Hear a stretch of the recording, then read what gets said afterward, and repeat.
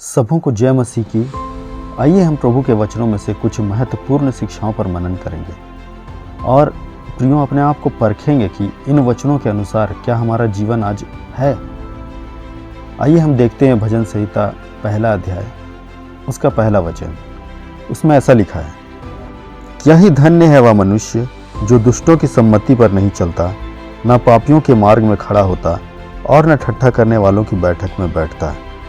इन वचनों में एक विशेष शब्द का इस्तेमाल किया गया है, धन्य, जिसे हम लोग इंग्लिश में कहते हैं ब्लेस्ड, मतलब आशीषित। प्रभु इन वचनों के द्वारा हमें क्या बतलाना चाहता है? आज यदि हम सांसारिक दृष्टिकोण से देखें तो एक आशीषित व्यक्ति की क्या परिभाषा होगी? हम इसे इस प्रकार देख सकते हैं, जिसके पास बहुत सारा धन हो, आवश्यकता से अधिक धन हो, भरा पूरा परिवार हो, टैलेंट हो, अच्छा एजुकेशन हो, सुंदरता हो, अच्छा बैंक बैलेंस हो, ज़रूरत का हर सामान उसके पास हो, तो ऐसे व्यक्ति को हम एक धन्य या फिर एक आशीषित व्यक्ति की कैटेगरी में रखते हैं। लेकिन दूसरी ओर परमेश्वर की दृष्टिकोण से क्या एक आशीषित व्यक्ति हम इसे कह सकते हैं? या फिर जैसा बाइबल के अंदर में हमें भजन संहिता पहला अध्याय उसके पहले वचन में मिलता है, तो बाइबल हमें आज यह बतलाना चाहती है कि एक धन्य व्यक्ति परमेश्वर की दृष्टि में अलग है और संसार की दृष्टि में अलग है। परमेश्वर के विचारों और मनुष्य के विचारों में जमीन आसमान का अंतर है। बाइबल जैसा चित्र एक धन्य मनुष्य के विषय में प्रस्तुत करती है, वो अलग है प्रियो।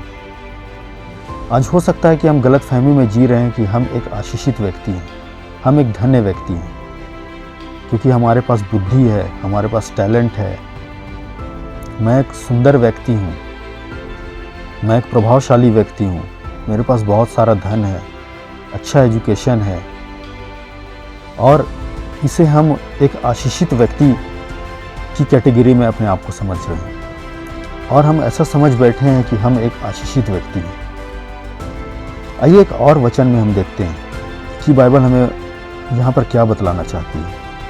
मत्ती 5 का 3 से 11, इसमें ऐसा लिखा है, धन्य है वे जो मन के दीन है, क्योंकि स्वर्ग का राज उन्हीं का है। धन्य है वे जो शोक करते हैं, क्योंकि वे सांत्वना पाएंगे। धन्य है वे जो नम्र हैं, क्योंकि वे पृथ्वी के उत्तराधिकारी होंगे। धन्य है वे जो धार्मिकता के भूखे और प्यासे हैं, क्योंकि वे तृप्त किए जाएंगे।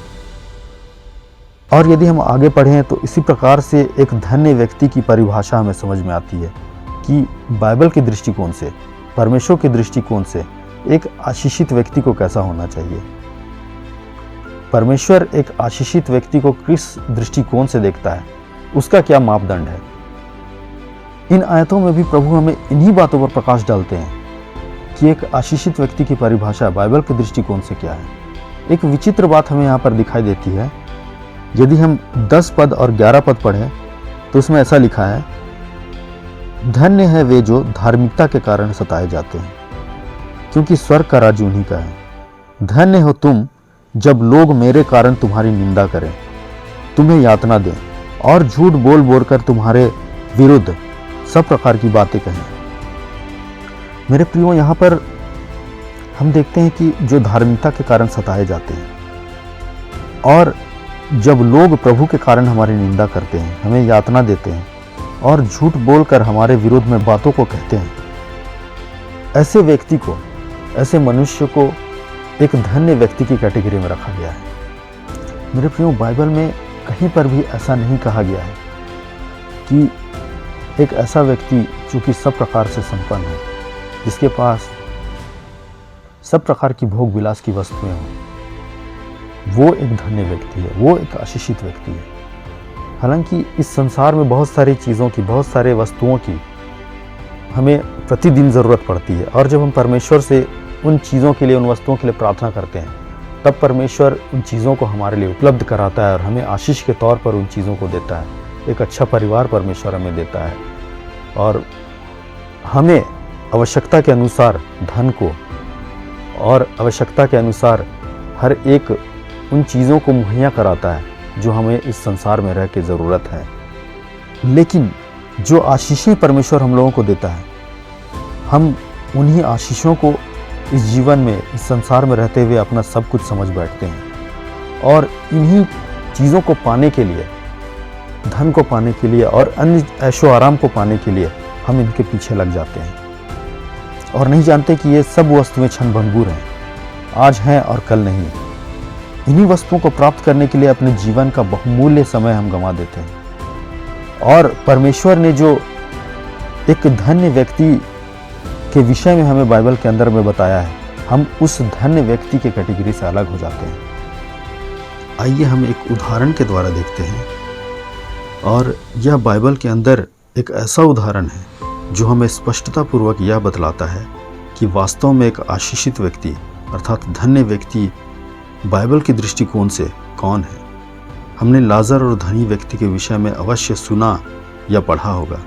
प्रियो, बाइबल बतलाती है लाजर जब मरा तब वह इब्राहिम की गोद में पहुंचाया गया अर्थात स्वर्ग में पहुंचाया गया, और इसी प्रकार जब धनी व्यक्ति मरा तब वह गाड़ा गया और तब वह नरक नामक स्थान में पहुंचाया गया। बाइबल बतलाती है कि लाजर तो गाड़ा भी नहीं गया, अर्थात वह इतना गरीब, इतना लाचार था कि उसका अंतिम संस्कार भी नहीं किया गया, क्योंकि बाइबल में इसका कोई भी जिक्र नहीं मिलता।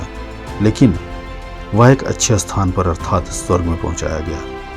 पृथ्वी पर भले ही वह धनी पुरुष धूमधाम से रहा करता था, लेकिन उसका अंतिम परिणाम क्या हुआ यह बाइबल हमें बतलाती है। और लाजर जो गरीबी में ही जिया, लेकिन अंत में उसका भला ही हुआ। प्रियो, निर्णय हम खुद ले सकते हैं। जब हम इस उदाहरण को बाइबल के अंदर में पढ़ते हैं, हम अपने जीवन को परख सकते हैं कि हम ऐशो आराम की ज़िंदगी जीना चाहते हैं, ऐशो आराम की ज़िंदगी की लालसा करते हैं, या क्रूस की मार्ग की लालसा करते हैं। मेरे प्रियो, क्रूस का मार्ग जोखिम भरा और सकरा मार्ग है, जैसा बाइबल हमें बतलाती है, और सकरे मार्ग पर चलकर ही हम उस स्थान में पहुंच सकते हैं जहां लाजर था अर्थात स्वर्ग। अब प्रियो, सवाल यह उठता है कि हम बाइबल के अनुसार एक धन्य व्यक्ति, आशीषित व्यक्ति बनना चाहते हैं या संसार के अनुसार। परमेश्वर इन सारे वचनों के द्वारा आप सबों को आशीष दे। आमीन।